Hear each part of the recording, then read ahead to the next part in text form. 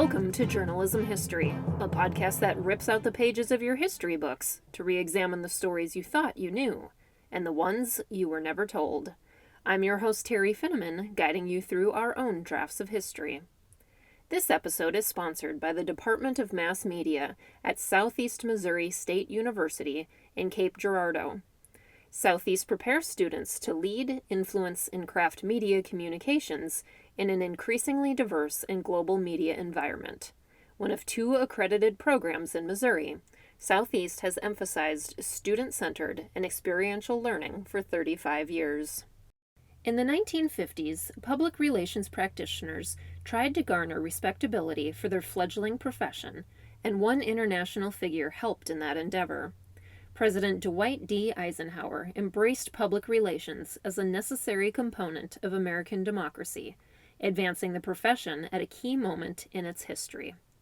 In today's episode, we visit with Pam Parry of Southeast Missouri State University about her book Eisenhower, the Public Relations President. Pam, welcome to the show. How did you become interested in studying Dwight Eisenhower in the first place? Well, when I was a kid, both of my parents were consumers of news and liked politics, so it was a part of our dinner table conversation. My mom even campaigned for Barry Goldwater in the 1960s. Then, when I became a reporter for 4.5 years, I covered Congress, the Supreme Court, and the White House, and I became even a little more interested in the presidency.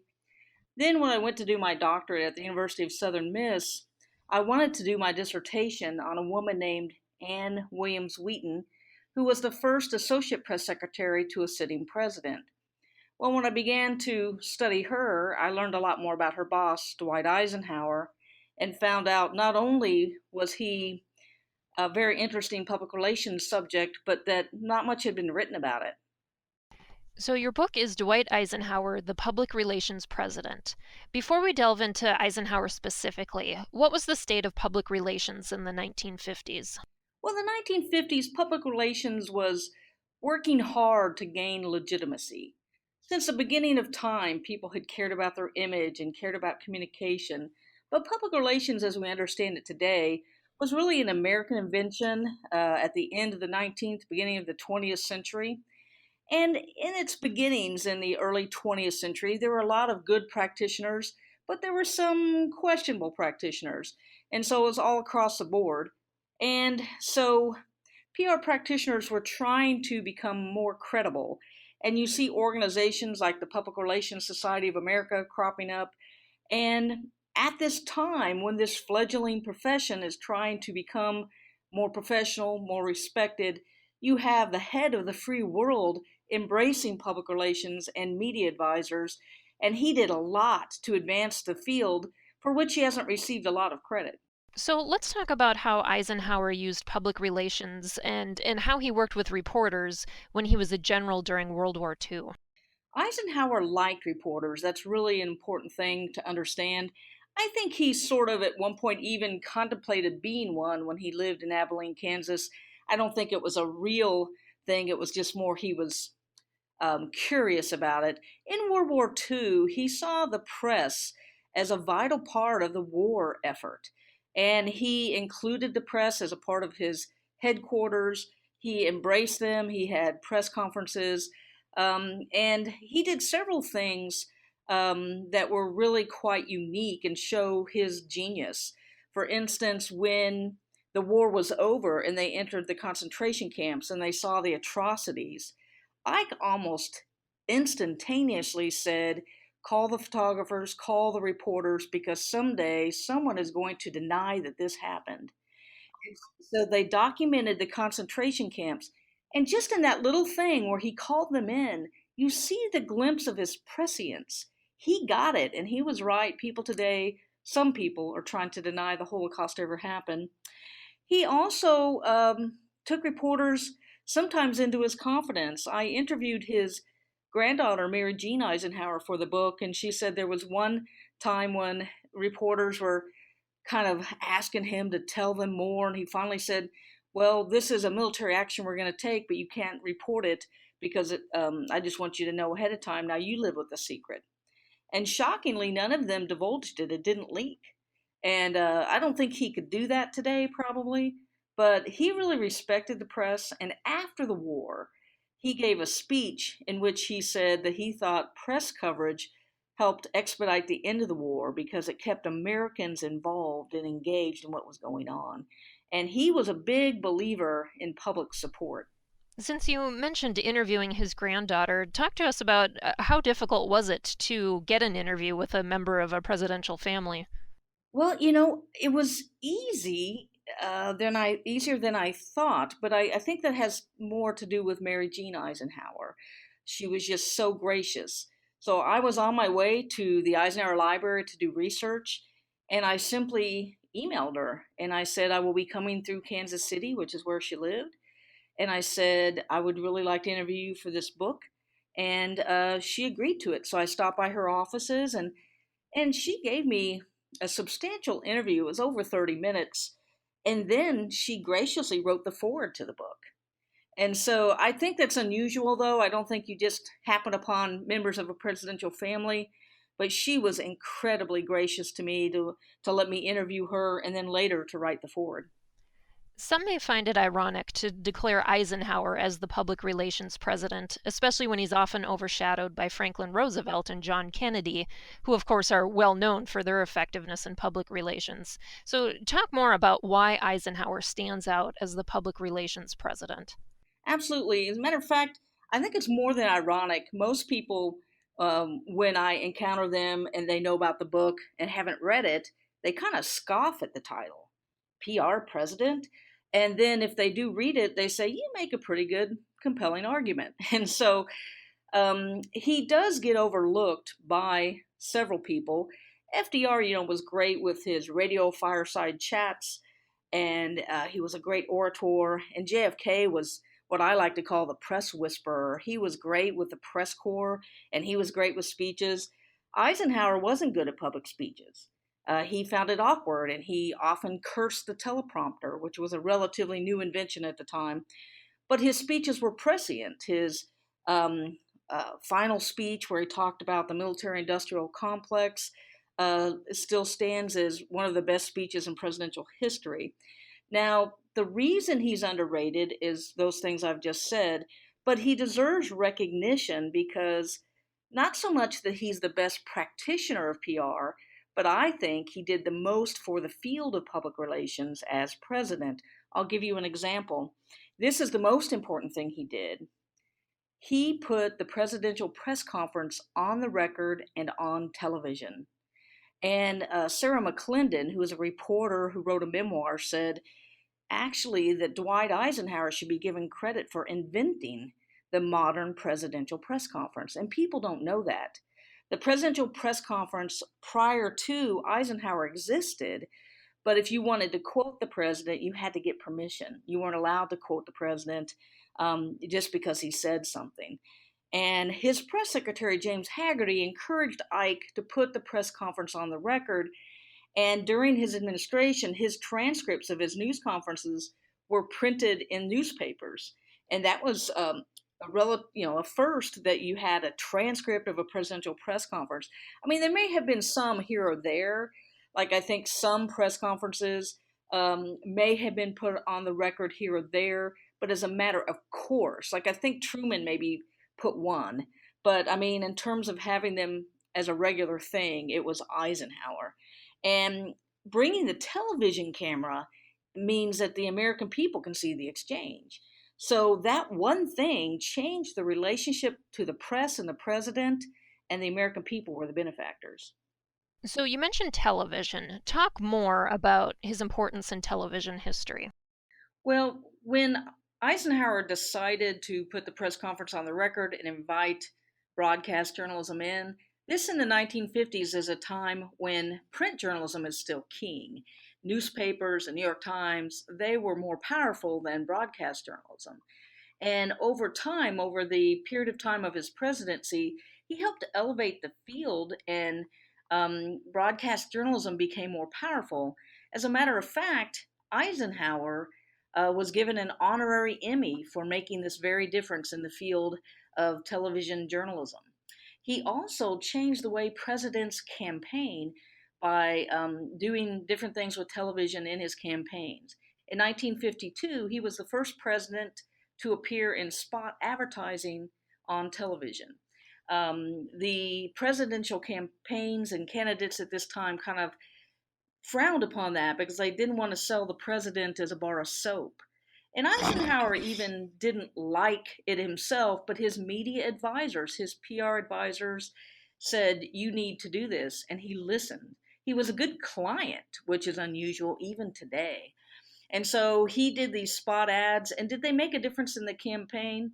Probably not, because Eisenhower, after the war, I think would have won almost any campaign, but it did change the way future candidates campaign, and now spot ads are just a part of how we do business. And in 1955, he had a heart attack. So when he ran for re-election in 1956, he literally did not have the strength to run a traditional campaign, so he ran most of his campaign on television. He would produce these events that really were almost infomercials by today's standards, but they passed him off as news, and he used that. And then his surrogates would travel about. And he did some campaigning, but not the length that you would, and he primarily was able to get reelected because of the power of television. It's interesting because we tend to have this collective memory that the 1950s were this idyllic time in American history, when in reality, as you note in your book introduction, Eisenhower was dealing with McCarthyism, the Korean War, school desegregation, and the threat of nuclear war. What are some examples of how he used public relations strategies effectively for dealing with these major issues? Well, some of the things that he did is he believed in dealing with some things sort of behind the scenes. Um, there's a history of the public relations field by Scott Cutlip that talks about the unseen power of public relations. And so Eisenhower did a lot of unseen things to move and make changes. For instance, a lot of people criticize him for not being as strong on Brown v. Board of Education and wanting to desegregate the schools. But he did a lot behind the scenes to help bring about desegregation in the city of Washington with movie theaters and with different restaurants in town and things like that. And so he did a lot of things kind of behind the scenes communicating, um, and that was very powerful. He did the same thing with McCarthy. And there's a lot who have criticized his um, approach to McCarthy, but Eisenhower didn't like to directly criticize people in public. He didn't like that, but he did a lot of things behind the scenes to try to deal with McCarthy. And he also had an interesting strategy with his press conferences. His Secretary of State was John Foster Dulles.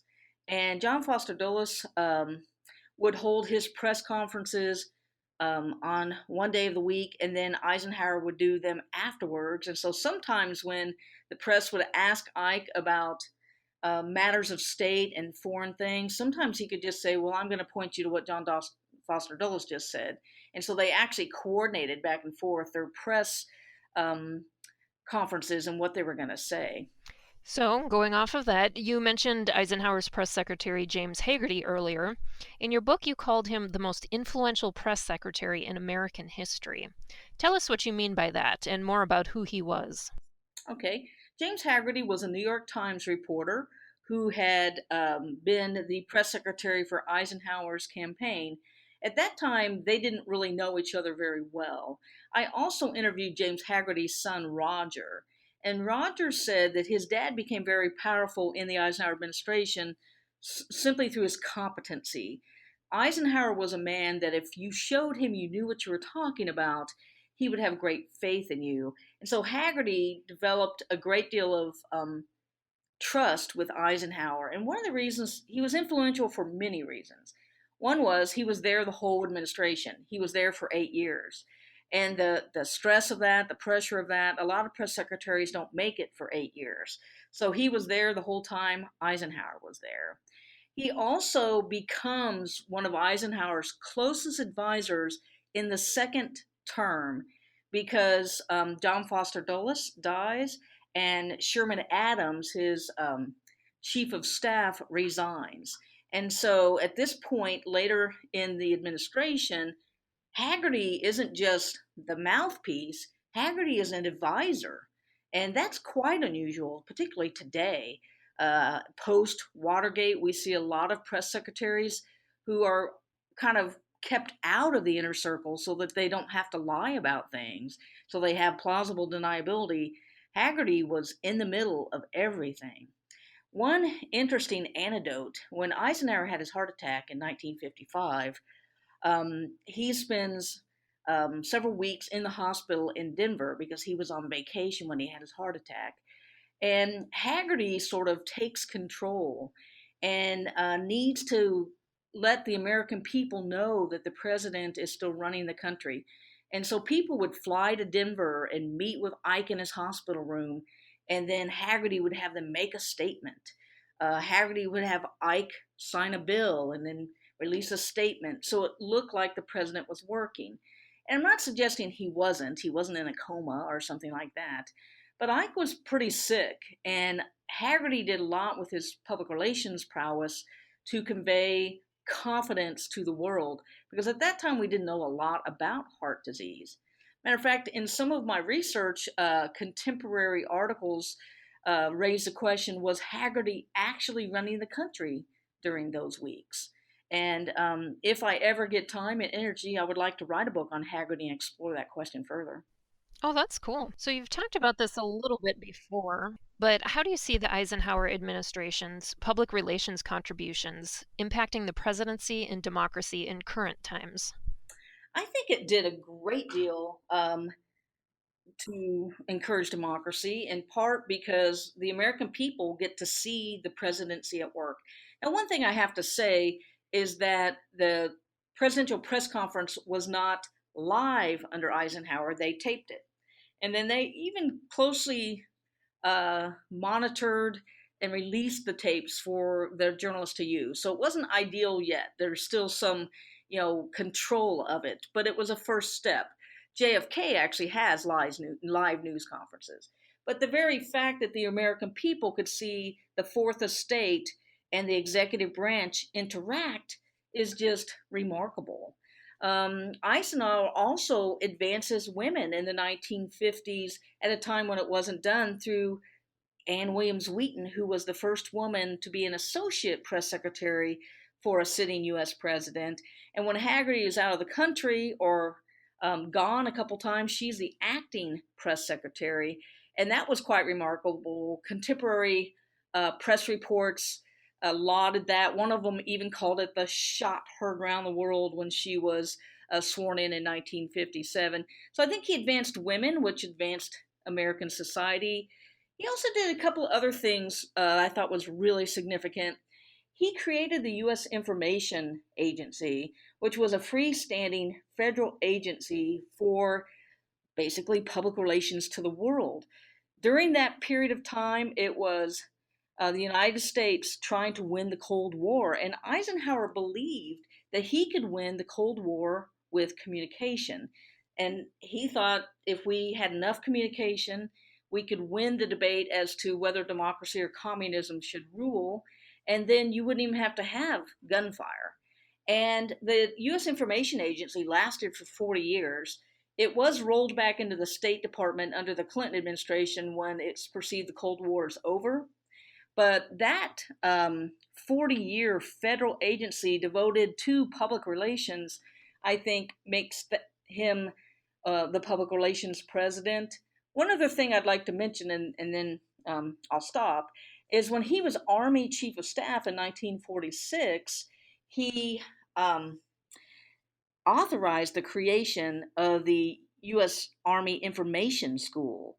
So at the end of World War II, they decided they wanted their information officers to be better trained in journalism and public relations, and Eisenhower authorized the creation of a school just to that. So he was obsessed with public relations. Scholar Craig Craig Allen wrote a book, and he said that Eisenhower had a public relations state of mind. In his book, At Ease, Eisenhower said that public relations if properly practiced, was foundation to American democracy. So you mentioned Eisenhower and gender. I know you're looking at doing another book project related to that. Tell us more about it. Well, with any luck, the book will be published later this year or early next year. And another little known part of Eisenhower's legacy is how he advanced women.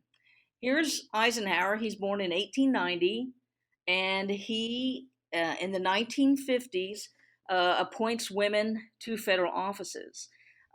He has a cabinet secretary. He wasn't the first because FDR had the first, but he had the second. He also appoints a woman as an ambassador. He appoints a woman as U.S. treasurer, a woman to head the Denver Mint, a woman in the White House press office, and he has several undersecretaries, representatives to the UN. Eisenhower once said, "Show me a capable woman, and I'll give her a job." And he made good on that because that's exactly what he did. He believed that women went into public office or public service because they cared about the security of the world, they cared about making the place better, whereas sometimes men go into public office as a career move. I don't know if I entirely buy that, but he certainly thought that women had a contribution to make. And if I could say one other thing, not when he was president, but when he was Army Chief of Staff after the war, he actually testified before Congress, asking Congress to pass a bill making women a permanent part of the military. You were selected to serve on the Historians Review Board of the Eisenhower Presidential Library and Museum in Kansas. Tell us about the work you're doing with the museum. Well, my work has wrapped up recently, but I was one of a few folks who gave some consultation to the museum. The museum is reopening, and what it wanted to do was sort of update the exhibits. And what I did was they sent me via email sample language of the exhibits and what they wanted, and I gave feedback, about what I thought of different things. As a matter of fact, one of the things I thought they should include was that Ike did argue for women in the military, and I'm hoping that that makes the display. So we gave feedback, and sometimes we added language, pointed out things we thought they should include, and then the staff of the library took our input, and there were other people giving input too, and then I think they sent it back to us again, and we had another opportunity. And so one of the things I did was I simply checked facts, made sure things looked right, and then offered my ideas of some things that might be missing that needed to be added to the displays. You noted in a prior interview that after the changes at the museum, visitors can expect a remarkable modern retelling of the Eisenhower story. What do you mean by that? Well, there's two things. One, since the time the museum um, had its whether were exhibits before, there's been a change in technology and a change in the Eisenhower historiography. So there's going to be some interactive components of the museum that are going to be really nice that will allow visitors to engage with exhibits. Also, in the last 20 plus years, there's been a re-estimation of Dwight David Eisenhower. Matter of fact, they annually seem to ask historians who are how do you rank the presidents? And some of the recent rankings have him as high as the fifth best president in American history. And 30 years ago or so, that would not have been what people thought.